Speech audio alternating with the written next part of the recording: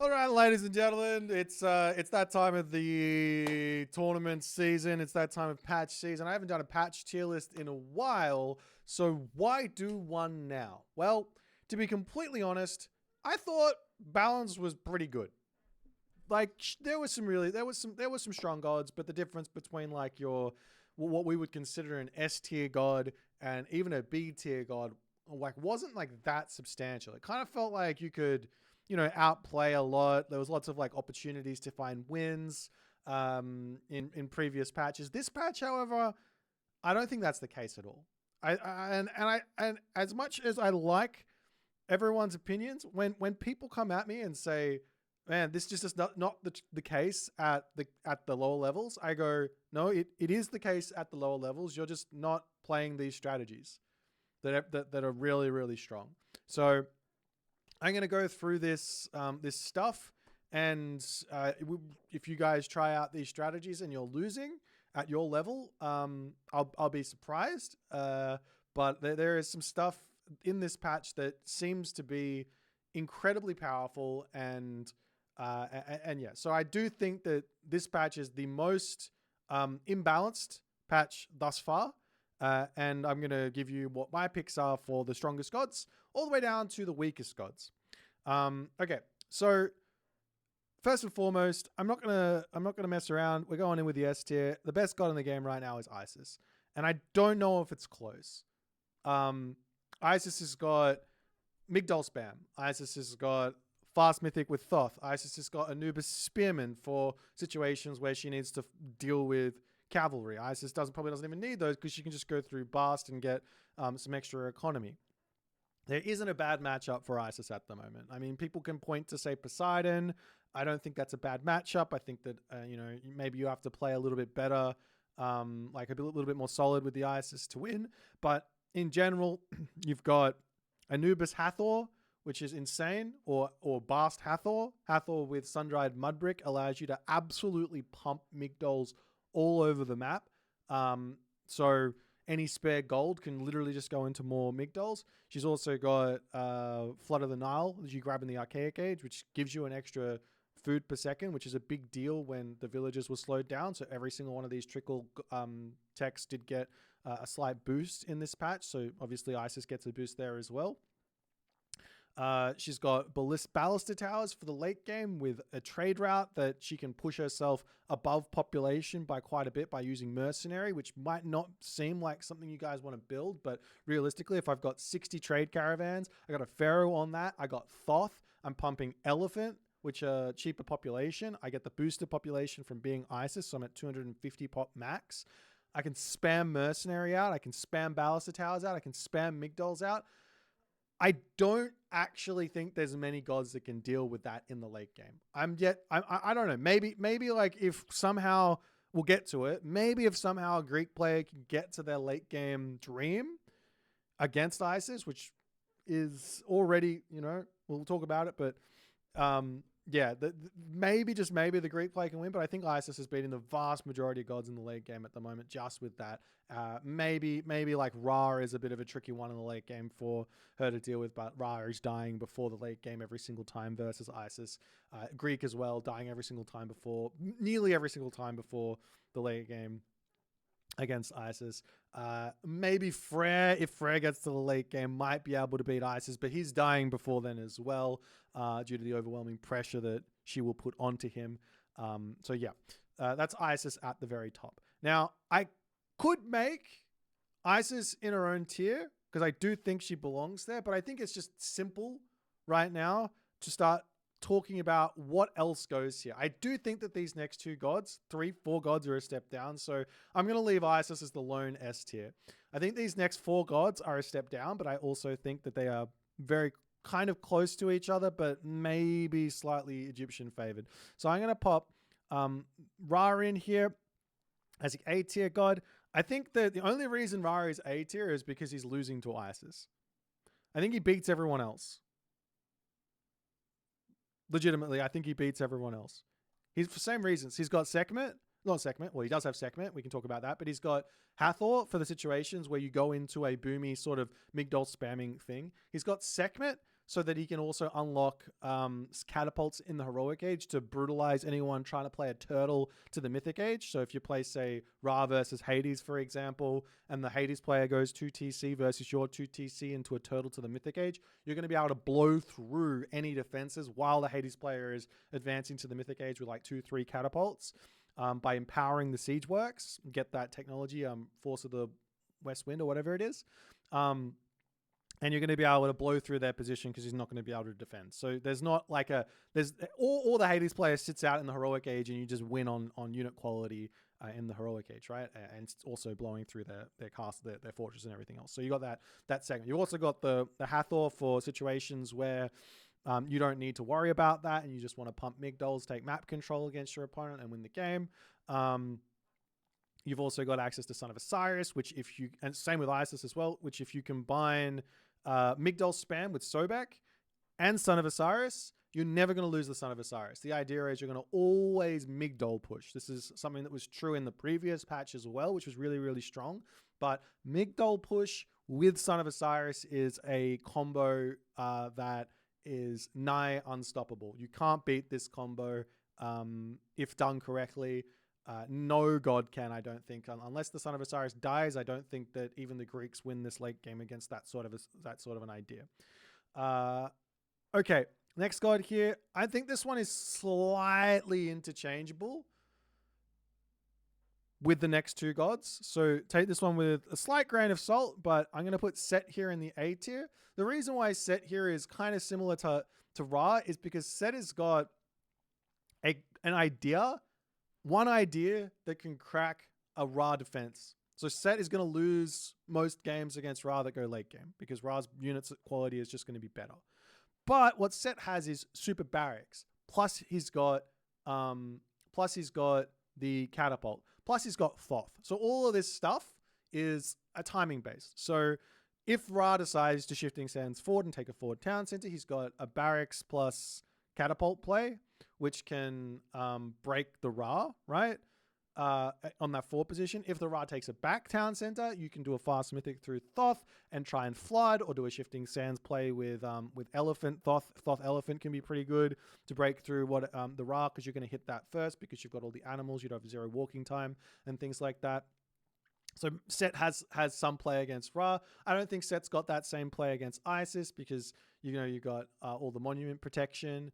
And you got the economic problems as well. Prosperity is putting Isis way in front on the tempo compared to Set and Ra. So there's that. But yeah, I'm going to pop Set in this thing. I don't think Set necessarily loses to anything, but he does have some difficult matchups against the next 3 gods, which for whatever reason do not exist here. So while I fix this, just wait, a editing magic. And boom, the editing magic is successful, as the next 2 gods to come into this A tier are Shenong and Fuxi. Now, these gods are here strictly, and they're not Nuwa. The only reason Nuwa is not here is because Nuwa does not have access to Chi Yo. This is not a crazy difference. It's just that the game becomes slightly more difficult for Nuwa than these 2 gods. Yatze, absolutely erase Norse from the game. You cannot play Norse against Yatze. It does not work. You cannot play Norse against Chi Yo because of the Halberdier, because of Fire Archer. Does not work. The only god that potentially has a chance here from the Norse pantheon against these gods is Freyr. So China is a hard counter to Norse at the moment. Greek as well. The only god that has any chance of shutting down the Yatze is Poseidon, because he's got a 5.6 speed Atalanta. Even Hades has no real recourse for these with his 5.5 speed Achilles. He can't really deal with them. And the fact of the matter is, even if you can't kill any villagers with these bad boys, you're still going to be able to use them in a battle. Basically, the idea is you're just going to dive in onto the back line, and effectively wait until you don't even dive in. You turn off the special, and then you walk in. You're going to start killing off any of the front line, and then once the heroes get close to the Yahtzee, you dive in onto the back line away from the heroes, and you clean everything up. Plus, you've also got lightning weapons to stun the heroes so that the Yahtzee can just clean everything up as well. And yeah, life gets incredibly tough, I think, against that. Not only that, Greek will lose the late game against China. We've seen it many, many times in recent patches. Nothing's changed except that the ballet are more spammable, more effective. The fortresses are more expensive, harder to mass up. The siege kind of favors China as well. You've got more easily massable siege weapons. So you can throw down 3 machine workshops and then play with forest protection and start spamming off that. But realistically, playing 1 town center Yatsa against Greek is probably the easiest way to win there. Against Atlantean is a joke against these Yatsa as well. Egyptian is probably the best at dealing with them. Why? Because they've got 100% accuracy or 100% track rating priest / pharaoh. Actually, I don't think the pharaoh is 100% track rating, but the priests are. They're doing divine damage, so they ignore the 60% or 65% pierce armor. And yeah, they are, if the Yatsa decide they want to come and take a fight, there's going to be 10 priests there, and they're going to die really quickly. So it's like, this is why they're not that good against Egyptian. So Egyptian should beat the Chinese, but I'm putting them in this A tier. This is probably wrong. These are probably B tier. The Egyptians are probably, in fact, I'm going to put these into B tier. I actually think this is enough of a difference here. I think the Egyptians just win. Classical fighting with the Egyptians with priests and stuff, and just locking the map down is another thing that's going to be a difficulty for the Chinese to deal with. Shifting sands from Ra and Set. Isis can do her own thing. She doesn't care. So yeah, I don't think this really. I think this is probably accurate, to be completely honest. The next god here, next 2 gods here, I'm going to put in a tier of their own. We've got Nuwa and Frey. I do think Frey has got some. I think Frey's got chances against Nuwa. I think this is pretty close. Like Nuwa's probably gonna go for something like Fire Archer, Chillin, Dao against the Freyr on 1 town center. It's probably your best bet in a matchup, unless there's a whole bunch of gold mine problems. Sorry, lots and lots of gold mines on the map, and the Freyr player can kind of go around like that. But that's probably the best bet for Nuwa. You can kind of do, you're probably losing to Yatsa with Freyr as well, because you need to have Huskal to deal with the Fire Archers early on. The Fire Archers get really strong later on as well, anyways, because of the I can't remember the name of it, the Phoenix thing. Anyways. I'm probably rambling here a little bit too much. So yeah, the reason why Freyr is up as opposed to the other Norse gods, and in fact in front of the Greek gods as well as the Atlantean gods, is because Freyr, he has the ability to just spam hill forts. His whole game plan is get to Aegir, get Feast of Renown, and spam hill forts. That's his game plan. And in a meta or where hill forts are in or fortress type buildings, castles are insanely powerful, and you're saying, hey, Freyr, your building that you want to spam anyways is now insane. We go, okay, spam it. And I go, great, I'm going to spam it. I've played some games recently with Freyr where I've done this, and every single time my opponent goes, oh yeah, well maybe these castles shouldn't be this strong. Fact of the matter is, this is what I was doing in the last patch. I didn't change anything. I'm doing the same thing. It's just better now. So I throw my hands up in the air. Okay, next gods to come up here are starting to become a little bit funky, because some of these gods do have slight chances against some of these other gods, but they're sort of starting to be really, really weak here. I think I have to add an extra row below going into this, as we're going to just get closer and closer to, actually we need two rows here, because yes, this is a very, very imbalanced patch. Okay, A, B, C, D, E, F. Oh, you do have an F tier. All right, so the next gods here, this is where things get a little bit tough. I think Hades belongs in D tier. I think Hades and Poseidon here, and maybe Thor and maybe Odin. Maybe not in this order either. These guys, just ignore the actual order of all of this. I think if I put something in an A tier and they're next to each other, I'm basically saying they're effectively around the same power level. So yeah, that's what we're going for. So Hades is here because he can basically do nothing and win in several of these matchups. He's going to turtle. He's going to grab 2 town centers. He's going to put sentinels on one of the town centers. He's going to get watchtowers. He's going to get crenellations. He's going to boom up to Apollo. He's then going to underworld onto a gold mine where you're not at. He's going to drop a fortress. He's going to put sentinels on that fortress if you didn't force it, or he might even have 50 favor by then for another sentinels. You're not going to be able to stop it. So there's no aggressive way to play. The only way to beat Hades is to play for sort of like a boom into the mid game, taking map control away from him, which might lose to him getting to a power spike where his army becomes too strong for you to kill it. For most of the gods below this, these gods have got their own ways of dealing with Hades, right? Poseidon here, really good late game as well. He has taken a pretty big hit to his early game though. One thing that he would do really well is rush in, use his centaur and Atalanta and maybe Hippias to start raiding. The problem is, you can't really build more than 3 Hippias, because if you build more than 3 Hippias, now it's completely in your opponent's completely in their own right, in their rights to have grabbed themselves and paid off Watchtower and Crenellations. Like they can get both of those techs for like 4 or 5 Hippias, or maybe 3 Hippias and an Atalanta, right? Because like those units are not going to be able to do anything after that. Especially if there's resources under a second town center or something like that, you know, like basically the goal is to, against that sort of early pressure, is to just get those techs and then you're kind of safe, right?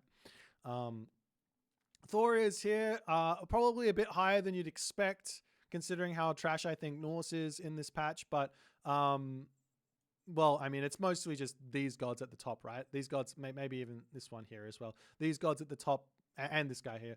These gods at the top that are just absolutely bonking on Norse in this patch. But nonetheless, the reason Thor is here is because he gets extra dwarves in a patch where, or from the armory, right? In a patch where the economy got sort of slowed down and those technologies didn't get slowed down. He just got a slight boost, right? So his economy is a lot better. He's also got late game power to some degree with the extra armory upgrades, with the dwarven mines. So if gold mines expire, but the trade route was also buffed. So I don't know actually how much that matters. So this god you might be able to consider dropping him down to E tier. In fact, he might be E tier, but I'm going to leave him in this D tier. Odin's here because he can actually fight Poseidon, Hades. He can actually get some wins versus Freyr on an open map.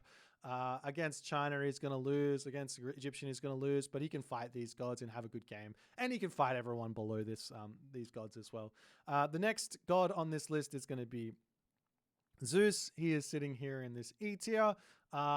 I think that he's probably he's probably a D tier god as well. He's probably a D tier god, to be honest. I'm going to leave him in the D tier. Reason is that I do think he can compete with these guys in certain situations. I definitely think Zeus can compete with Poseidon. I'm not 100% sure about Zeus competing with Odin, but I think he can compete with Hades. I'm not 100% sure about Zeus competing with Hades. Sorry, I think he can. I don't know what I'm saying. I think he can compete with Thor. I think he can. Maybe he loses to Thor as well. Nah, there's just too many gods here. Maybe he can compete with Poseidon, but maybe that means Poseidon's below here. Because I think that people think that Poseidon and Odin is Odin favored by quite a bit, but I'm actually not sure that's the case. Because Poseidon's got Ares to deal with Odin. Okay, I'm gonna put Zeus down in this E tier right now. But yeah, I think he can find wins. And if Zeus is in the E tier, can Loki fight Zeus? Can Gaia fight Zeus? Can Kronos fight Zeus? It used to be the case that you could. The fact of the matter is I'm a little bit unsure about Atlantean. I think Loki here, Loki can go into the E tier. I think Loki can play against Hades. I think Loki can play against Poseidon. I think Loki loses to Odin. I think Loki loses to Thor. I think Loki loses to Zeus. I guess we have to put him in F tier. I think he belongs in F tier with everyone else. If there was another tier here to add, we should probably do this as well. Add a row below. I'll go with double F tier. Okay, so I'll explain why Loki's down here. The problem with Loki here, no access to Freyr, which is a really big bonus to trying to actually deal with these Greek gods. Freyr is really, really powerful against the Greek gods. He's losing against this god. He's getting brutalized by the Chinese really, really badly. You actually just can't take a fight against China once the fire archers are coming out. You just can't win. And the Egyptians, they just laugh at Loki. Loki trying to do a timing attack. Lol, I've got 5 migdols up. What are you going to do? I've actually got a game of that that I played the other day, which was very silly. But anyways. Okay, so the reason why Gaia and Kronos are probably Kronos a bit higher than Gaia. The reason why Gaia and Kronos are in the F tier and not in the double F tier is because I got access to Rhea, and Oranos doesn't. That's the only reason. So Rhea gives some siege potential, and that gives you potential to actually break through a player that is not prepared. That's it. If they're prepared, it doesn't work. So then you just lose. Right, you got the ability to go for Destroyer. They both have got access to Leto as well, which is one thing. Okay, one thing I didn't touch on, which maybe is interesting, is one of the reasons why China is even more stronger in this patch is because with the villager nerf or train time reduction, the favor gather rate didn't get changed, so their economy got relatively boosted compared to everyone else. The same is true for the Atlanteans. Oracles did not change. They're still you're giving more favor relative to everything else. So that should have been a ninja boost for the Atlanteans. The problem is because the economy is hit so much, now even you're just going to be floating favor with Atlanteans, or you're not going to have the human units out to deal with enemy heroes. So it's like you can't get both. Whereas with China, because the favor is for whatever reason so good, they're able to get both, and they're able to deal with the heroes, right?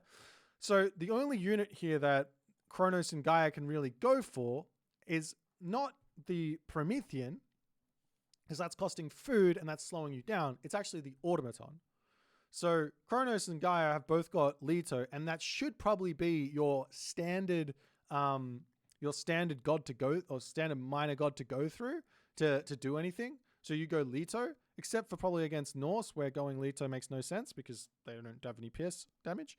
Automaton's got high pierce armor and also comes with the Volcanic Forge tech, which boosts all your units' pierce armor. But you can go through Leto, you can mine gold, you can spam automatons plus something else. You can then go through Rhea, make your destroyers to actually break through something. Also make Mermillo, also make Fanatics. But realistically here, you need to go for a boomy sort of play with Leto, which is tricky because then your opponents are going to be booming, and then you're like inviting them into that spamming of Fortress, get some heroes out to deal with the behemoth, and then they laugh at you trying to make anything happen, right? They get some counter infantry out, axemen, get more migdols up, and maybe get a Son of Osiris out, and you're like, oh, okay, I can't break that. Over here with these guys, they're just making their myth units, and then they're just killing off all your destroyers. You heroize them, I guess. Fire archers with Nubar, for example, or with the Mythic Age tech as well. Or even just like heroes, like the superheroes that you get from the Mythic Age from all of those Chinese gods as well can be enough to hold all that stuff. So it's tough to break stuff. It's really tough. Maybe these guys can compete with the Greek gods. I haven't tried it yet, so this is my weakness. I probably should have. But Kronos, Gaia going Leto into Greek could be a pretty good answer for them. So maybe that'll bump them up to the E tier if that's actually true. If they can deal with these guys, then they can get into the E tier. But anyways, final god is Oranos in the double F tier. The reason why I didn't think Oranos was bad in the last patch is because you could put pressure onto your opponent and you could do things, right? You could make Mermillo, you could use your Sky Passages to then take the pressure that you have asserted on the map, and then you can actually take full map control and your opponent gets strangled. So the idea was you're going to mass units on one town center on an open map. You're going to put a sky passage in the middle of the map. You're going to put a sky passage on the right-hand corner of the map. You're going to put a sky passage on the left-hand corner of the map. You're going to put 3 oracles in all of those positions so that you can see everything. Your opponent, at some point, is going to be sending their villagers out onto the map to get to a second gold mine, and you're going to kill them. The important thing here is, right, for Oranos when doing this, is that while doing this, you are also pressuring so that if somebody is turtling, you're able to force them to get units out by attacking them.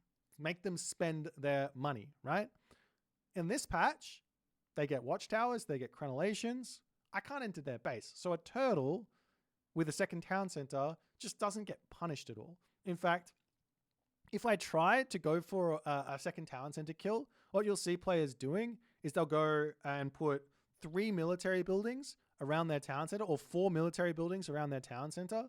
Maybe I can open up MS Paint here and show an example. Let me excuse the stuff here. So this would be the town center here, right? That's a town center. And then they'll go ahead and put a military building here. They'll put a military building here. They'll put a military building here. They'll put a military building here. Whoops. Right? And all of a sudden, and then they're also if they scout you spamming out Mermillo to try and take your town center down, they might also put a tower here, and then all of a sudden they're on 2 town centers, you're on 1 town center, you come in trying to bash this building down here, right? You come in trying to bash this down, and then the tower kills off all your units, the town center kills off all your units before you do anything, and then they're in the heroic age with Curse, or with Fey Beasts, or with Ancestors, or with Citadel, or name your heroic age with Sobek, with Locust, right? Name your heroic age god power, and they're gonna kill you, right?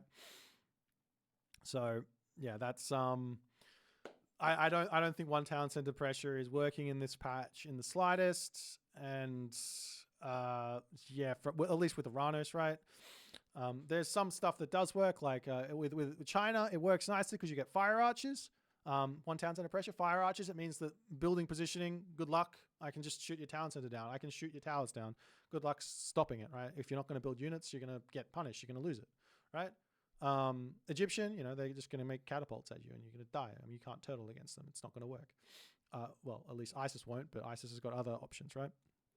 Anyways, ladies and gentlemen, this is my tier list for this patch. I do think this is the most imbalanced we've seen Age of Mythology Retold.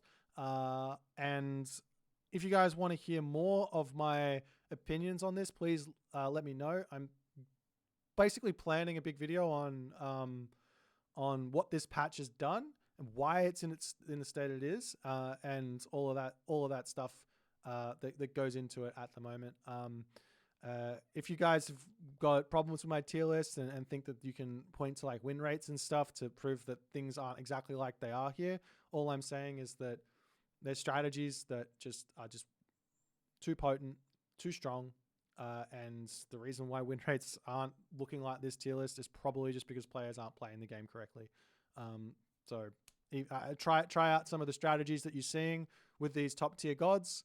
Look up high level players playing. One thing you'll notice in the high level is that you're not seeing many people picking ISIS on the ladder. Reason is they feel bad about it. I legitimately, if you go up to like the 1800 plus level, last time I saw there was like 15 games played from ISIS. I think people legitimately feel bad about picking ISIS in this meta. What can I say?